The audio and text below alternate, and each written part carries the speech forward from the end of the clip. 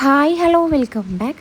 ഇന്ന് ഞാനിവിടെ ഷെയർ ചെയ്യുന്നത് സോഷ്യൽ മീഡിയയിലേക്ക് ട്രെൻഡിങ് ആയിക്കൊണ്ടിരുന്ന സവാള വെച്ചിട്ടുള്ള റെസിപ്പിയാണ്. ഇത് തയ്യാറാക്കിയെടുക്കാൻ തന്നെ വളരെ സിമ്പിളാണ്. നമുക്ക് ചോറിൻ്റെ കൂടെ സൈഡായിട്ട് കഴിക്കാൻ, അതുപോലെ തന്നെ വേറെ കറികളോ കാര്യങ്ങളും ഒന്നും വേണ്ട, ഈ ഒരു ഐറ്റം മാത്രം മതി കേട്ടോ. അപ്പോൾ നമുക്ക് ഇതെങ്ങനെ തയ്യാറാക്കിയെടുക്കുക എന്നുള്ളത് നോക്കാം. അതിനായിട്ട് ഞാനിവിടെ ഒരു 2 മീഡിയം സൈസിലുള്ള സവാളയാണ് എടുത്തിട്ടുണ്ടായിരുന്നത്. അതിൻ്റെ തൊലിയൊക്കെ കളഞ്ഞ് നല്ലോണം കഴുകി ക്ലീനാക്കി എടുത്തിട്ടുണ്ട്. എന്നിട്ട് ഇതുപോലൊന്ന് കട്ട് ചെയ്തെടുക്കണം. കുറച്ച് കട്ടിക്കാൻ ഇത് കട്ട് ചെയ്തെടുക്കാനായിട്ട് നോക്കട്ടോ. നല്ലോണം നൈസായിട്ട് കട്ട് ചെയ്തെടുക്കണ്ട, ഇതുപോലെ കുറച്ച് കട്ടിയിൽ തന്നെ കട്ട് ചെയ്തെടുക്കുക. എങ്കിൽ മാത്രമേ അതിൻ്റെ ഒരു കറക്റ്റ് ടേസ്റ്റ് നമുക്ക് കിട്ടുള്ളൂ. അപ്പോൾ എല്ലാം ഇതുപോലൊന്ന് കട്ട് ചെയ്തെടുത്തിട്ടുണ്ട്. ഒരു ബൗളിലേക്ക് ഇട്ട് കൊടുത്തിട്ടുണ്ട്. ഇനി നമുക്ക് ഇതിലേക്ക് എരിവിനാവശ്യമായിട്ടുള്ള പച്ചമുളക് ചേർത്ത് കൊടുക്കാം. പച്ചമുളക് ഞാൻ ഇതുപോലെ ചെറുതായിട്ടൊന്ന് കട്ട് ചെയ്തിട്ട് ചേർത്ത് കൊടുക്കുന്നുണ്ട്. ഞാനിവിടെ 2 പച്ചമുളകാണ് എടുത്തിട്ടുണ്ടായിരുന്നത് കേട്ടോ. അപ്പോൾ നല്ലോണം എരിവൊക്കെ വേണമെന്നുണ്ടെങ്കിൽ നിങ്ങൾക്ക് അതിനനുസരിച്ച് പച്ചമുളക് ചേർത്ത് കൊടുക്കാവുന്നതാണ്.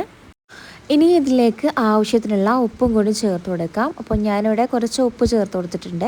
പിന്നെ വേണ്ടത് വിനാഗിരിയാണ്. അപ്പോൾ ഞാനിവിടെ 2 ടേബിൾ സ്പൂൺ അളവിൽ വിനാഗിരിയും കൂടി ചേർത്ത് കൊടുത്തിട്ടുണ്ട്. അപ്പോൾ ഈ ഒരു വിനാഗിരി ചേർത്ത് ഉടനെ നമുക്കിത് നല്ലോണം മിക്സാക്കി എടുക്കാം. കൈകൊണ്ട് വേണമെങ്കിൽ അങ്ങനെ മിക്സാക്കി എടുക്കാം, അല്ലാതെ ഇതുപോലെ സ്പൂൺ വെച്ചിട്ട് മിക്സാക്കി എടുക്കണമെങ്കിൽ അങ്ങനെയും ചെയ്തെടുക്കാം. പിന്നെ ഇതിലേക്ക് ഒരുപാട് വിനാഗിരി ഒന്നും ചേർത്ത് കൊടുക്കരുത് കേട്ടോ. അപ്പോൾ ഭയങ്കര പുളിയായിരിക്കും. ഒരു 2 അല്ലെങ്കിൽ 1 സ്പൂണൊക്കെ വിനാഗിരി മാത്രം ചേർത്ത് കൊടുത്താൽ മതി.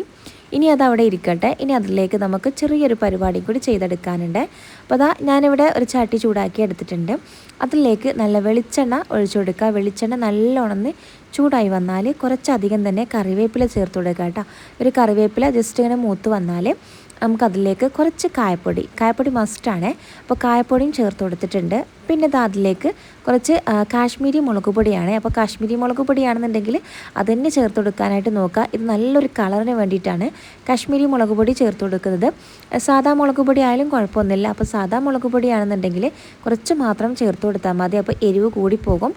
നമ്മൾ നേരത്തെ പച്ചമുളകൊക്കെ ചേർത്ത് കൊടുത്തിട്ടുണ്ടായിരുന്നു. അപ്പോൾ മുളക് പൊടിയുടെ ആ എരിവും കൂടി പോകണ്ട. ഇനി നമുക്ക് ഈ ഒരു പൊടികൾ, അതായത് ഈ ഒരു മുളക് പൊടിയുടെ പച്ചമണക്ക മാറി വരുന്നവരെ ജസ്റ്റ് ഒന്ന് മൂപ്പിച്ചെടുത്താൽ മാത്രം മതി. പെട്ടെന്ന് തന്നെ ഇതിൻ്റെ തീയൊന്ന് ഓഫ് ചെയ്യണം കേട്ടോ.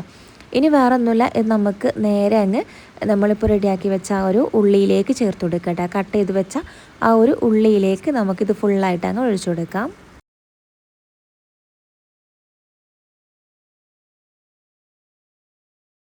ഇനി ഇത് നല്ലതുപോലെ ഒന്ന് മിക്സാക്കി എടുക്കുക. കൈകൊണ്ട് കുഴച്ചെടുക്കണമെങ്കിൽ അങ്ങനെ ചെയ്തെടുക്കാം.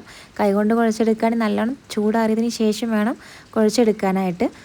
ഇതിപ്പോൾ നല്ല ചൂടോടെ തന്നെയാണ് നമ്മളിതിലേക്ക് ഒഴിച്ചു കൊടുത്തിട്ടുണ്ടായിരുന്നത്.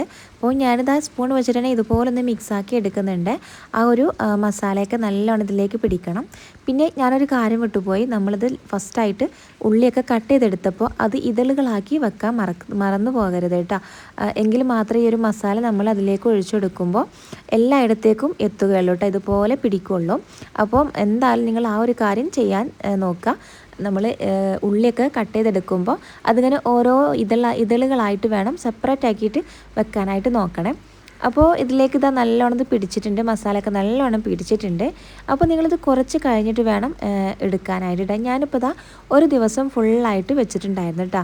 പിറ്റേന്നാണ് ഞാനിത് എടുത്ത് നോക്കുന്നത്. അപ്പോഴേക്കും അതിലേക്ക് നല്ലോണം എരിവും പുളിയൊക്കെ ആ ഒരു ഉള്ളിയിലേക്ക് നല്ലതുപോലെ പിടിച്ചിട്ടുണ്ടായിരുന്നു. നിങ്ങൾക്ക് അന്ന് തന്നെ എടുക്കണമെന്നുണ്ടെങ്കിൽ അങ്ങനെ ചെയ്തെടുക്കാം. പക്ഷേ എനിക്ക് ഒന്നുകൂടി ബെറ്ററായി തോന്നിയത് ഞാൻ ഒരു ദിവസം വെച്ചിട്ട് പിറ്റേ ദിവസം എടുത്തപ്പോഴാണ് കേട്ടോ. അപ്പോൾ ഞാനിതാ ഇതുപോലത്തെ ഒരു ബോട്ടിലാക്കി വെച്ചിട്ടുണ്ട്. ഇത് നമുക്ക് കുറച്ച് ദിവസമൊക്കെ ഇങ്ങനെ സ്റ്റോർ ചെയ്ത് വെക്കാനായിട്ട് പറ്റും. ഫ്രിഡ്ജിലോ അല്ലെങ്കിൽ പുറത്ത് വെച്ചാലും കുഴപ്പമില്ല. ഏകദേശം ഒരാഴ്ചയെങ്കിലും നമുക്ക് ഇതുപോലെ ഇങ്ങനെ സ്റ്റോർ ചെയ്ത് വെക്കാനായിട്ട് പറ്റും കേട്ടോ. നമുക്ക് ചോറൊക്കെ കഴിക്കുന്ന സമയത്ത് കൂട്ടാനോ അല്ലെങ്കിൽ കറികളൊന്നും ഇല്ലാതെ ഇരിക്കുന്നതാണെന്നുണ്ടെങ്കിൽ നമുക്ക് ഇതുപോലെ പെട്ടെന്ന് തയ്യാറാക്കി എടുക്കാനായിട്ട് പറ്റും. ഇതുപോലെ സ്റ്റോർ ചെയ്ത് വെക്കുകയാണെന്നുണ്ടെങ്കിൽ നമുക്ക് ഇഷ്ടമുള്ള സമയത്ത് കഴിക്കാവുന്നതാണ് കേട്ടോ. അപ്പോൾ ഇനി വേറെ കറികളോ ഒന്നും വേണ്ട. അപ്പോൾ എന്തായാലും ഒന്ന് ട്രൈ ചെയ്ത് നോക്കുക. സിമ്പിളായിട്ട് ഉണ്ടാക്കിയെടുക്കാൻ പറ്റുന്ന ഒരു റെസിപ്പിയും കൂടിയാണ്. അപ്പോൾ ട്രൈ ചെയ്ത് നോക്കിയിട്ട് ഫീഡ്ബാക്ക് അറിയിക്കാനും കൂടി മറക്കല്ലേ കേട്ടോ.